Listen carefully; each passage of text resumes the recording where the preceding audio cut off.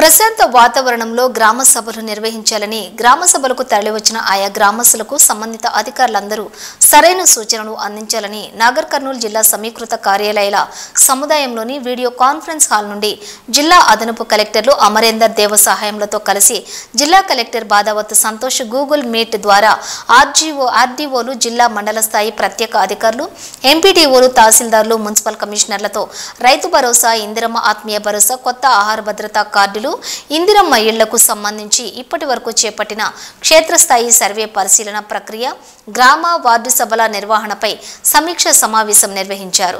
ఈ సమావేశంలో జిల్లా కలెక్టర్ మాట్లాడుతూ రైతు భరోసా ఇందిరమ్మ ఆత్మీయ భరోసా కొత్త ఆహార భద్రతా కార్డులు ఇందిరమ్మ ఇళ్ల వంటి కీలకమైన 4 సంక్షేమ పథకాలను అమలు చేయడం కోసం రాష్ట్ర ప్రభుత్వం ప్రతిష్టాత్మకంగా చేపడుతున్న కార్యక్రమాన్ని అమలు చేయాలని అధికారులకు సూచించారు।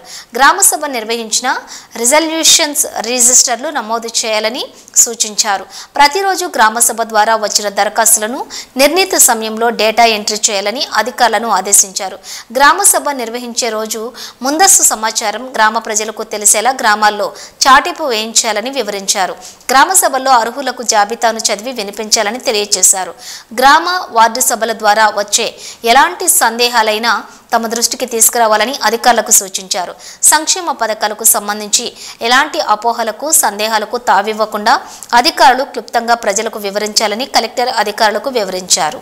25th మళ్ళీ ఫైనల్ గా మనము ఆర్డర్స్ కానీ ఏమన్నా తీయాల్సి ఉంటుంది 26 కి మనము డిస్ట్రిబ్యూట్ చేయడానికి। సో టైం లేదు కాబట్టి ఎక్కడ పెండెన్సీ లేకుండా ఒకవేళ ఎక్కడ ఎవరు కూడా అబ్సెంట్ ఉండొద్దు, ఎక్కడ ఎవరు కూడా నెగ్లిజెన్స్ చూపియొద్దు,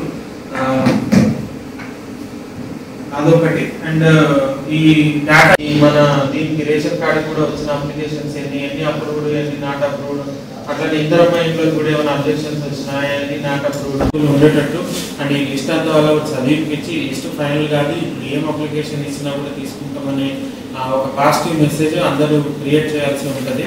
సో